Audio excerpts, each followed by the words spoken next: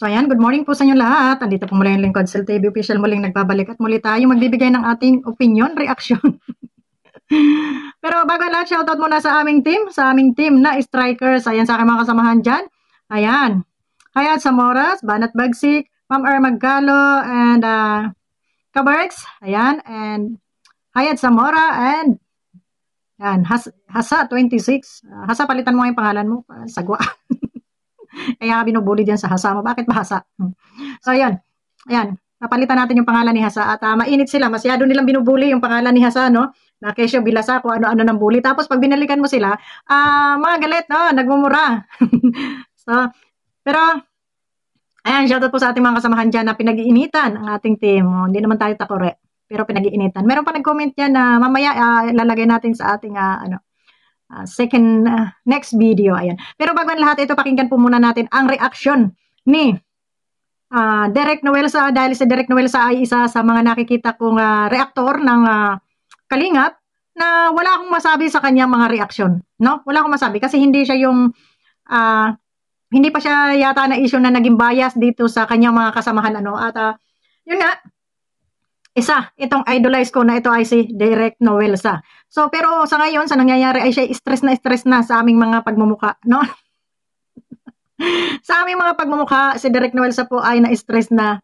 At hindi lang ako marami kami. So, pakinggan natin ang hinaing nito ni Derek Noelsa. Yan, shoutout sa idol. Pa kayo gusto nyo rin naman. Paano naman yung iba na nai-stress? Diba? Yun lang naman ang sinasabi ko dyan. Ako nga, gusto kong mag-content. Kaso lang, kung puro issue ba naman ang harapin natin, mahirap na. Buti na lang, kahit paano ngayon, nakapag-content si Bopil, kay Kuya Andy at kay Superma kayo, na walang mga issue at magawa ng tama sa kanila. Diba? Pero itong mga issue na ito na hindi matapos-tapos, hindi ko alam kung anong issue ang pipiliin ko para ma-content, para magawa ng reaction. Kasi nga, pare-parehas na lang. Kaya hanggat maaari, kung wala naman akong sasabihin na matino rito, kaya bukod sa busy ako, kung wala uli akong sasabihin na matino sa inyo, hindi na lang ako magbablog, hindi na lang ako magsasalita. Kasi kahit papaano, gusto ko, pag nagsalita ako, totoo, lalo na yung mga pagyayabang na ginagawa ko, totoo yan. Kasi mas maganda na magyabang ka na totoo naman ang sinasabi mo. Nandito ang resulta kapag sinabi kong, alam nyo na. Gwapo. Alam nyo na. Alam nyo na yun. Hindi ko na kailangan ulit-ulitin pa. Oh, di ba? Kaya dito sa Kalingap, kalma ka lang. Huwag kang masyadong papaapekto sapagkat sa kabila ng lahat ng mga negatibo na nakikita nyo, dahil alam naman natin na walang perpekto, sa kahit saan, sa loob at labas man ng Kalingap, magpatuloy lamang tayo na gawin kung ano ang tama. Hindi ba? Patuloy natin suportahan sila Kuya Bal, Kalingap Rab, sila Ate Edna, at yung mga matitinong charity vloggers. Correct. Matitino. Sapagkat hindi lahat matitino. Hindi ba? Correct. Tama ka. So, ito na. Ang sarap talaga mabuhay. Ang sarap maging anak ng tinapa. Talagang singit yung gwapo, no? Pero in fairness, sa totoo lang, itong si Derek Noelsa, isa ito sa my channel or reactor na nag-iisip muna, no? Nag-iisip muna bago bumuka ang kanyang bibig. Tama yun. Na kung wala ka rin lang namang magandang sasabihin, ay huwag ka nang magsalita sa kapwa mo. Diba? Kung wala kang magandang sasabihin sa kapwa mo, ay huwag ka nang magsalita para hindi ka nakaka-open at hindi ka rin nakakasakit. Ngayon kasi, mga guys, kaya sinasabi nilang balahura kami. Unang-una kasi, nakikita namin na yung mga pagre-reaksyon nila ay hindi na rin tama.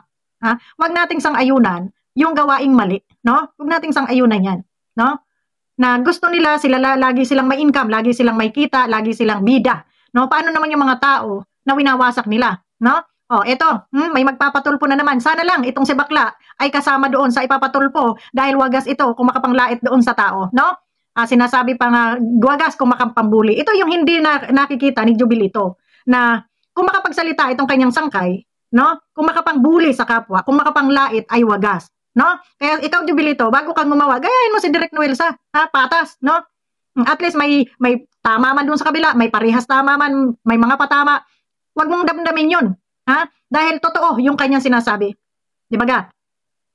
At sana, bago kayo kumampi sa isa, alamin niyo muna saan baga nag-umpisa, ano ang pinagsimulan, anong klaseng tao itong aking kinakampihan. Dahil sa pambubuli, grabe makapambuli ito si Sangkay, grabe makapang-alipusta, grabe makapanglait sa kapwa, grabe manglait. Yan ang hindi nyo nakikita. Ngayon, sana doon sa magpapatulpo at nakapila na daw siya doon sa TV5, sana lang, isali mo itong walang hiyang bakla na ito at ito ay grabing pambubuli sa'yo, di ba? Naghanap siya ng bago. O baka ito, bagong tulpo, bagong tulpo. thank you na lang sa Lord at hindi ako nakapag-reaksyon dito sa taong ito, no? Na nakapila ngayon sa tulpo. Sana lang mapasama ka uli dito, bakla. Kasi nga, ay isa ka sa nangyurak sa kanyang pagkababae, nangyurak sa kanyang pagkatao dyan sa iyong mga content, no? Isa ka. Oh. Sana lang, ha? Kung makausap ko itong nagpila-pila na to, isulsulan ko talaga to na, o sige, isalin mo yung isang balahuradong bakla. Dahil ito ang talagang ng balahura sa'yo. Hindi mo yan mayano, ngayon pa lang, itago-tago mo na yung mga video mo. Kaso ay, baka na-screenshot na yan. Although hindi ka minsan nagpapangalan doon, pero alam na alam natin na iyon ang topic mo. Kaya maganda ka at baka may the next tulpo ka na naman. Ha? O, yan kaibangan kasi. Ha? So, sana lahat ng nagre-reaction, kagaya nito din ni Direk Noelsa, no? Na minsan ay, kumbaga, kung marunong ka lang umaccept ng mali mo, ay wala naman sanang problema, hindi ka magdadamdam. Pero kung matigas yung pagmumukha mo at ikaw pa yung bida-bida, hindi ka marunong tumanggap ng pagkakamali, magiging kaaway mo siya. Pero para sa akin, maganda yung kanyang reaksyon at may sarili siyang idea kung paano niya pagagaanin ang loob ng kumbaga mabibigat na dinadala, no? Alam niya kung paano dumiskarte, no, ng mga words na kanyang bibitawan. Hindi kagaya nitong iba na idiin pa yung kung sinong gusto nilang idiin. No? Tapos nung pala sa nag-comment sa akin, nasabi mo ay masunog ako sa impyerno. Mamaya ka sa akin. Ha? Mamaya ka sa akin. So, yun lang. At yun, saludo ako kay Direk Noelsa sa kanyang pagre-reaksyon. Ayan, tama yung mo, idol, talagang magulo nga, pero wala tayong magagawa dahil tayo ay nasa social media. At kanya-kanyang sabi nga, sa kanila mga channel, para lang sila ay makagain ng income dito sa YouTube, no? So, mga hapit na hapit magpapasko daw. Katuwiran nung narinig ko, magpapasko, kaya sila ay naghahapit. So, ayun. At bagamat magulo, masaya pa rin kasi at least may topic yung ating mga hayok sa views ng mga ka-reactor dyan. Gaya niya ni Sangkay at ng iba pa dyan, no?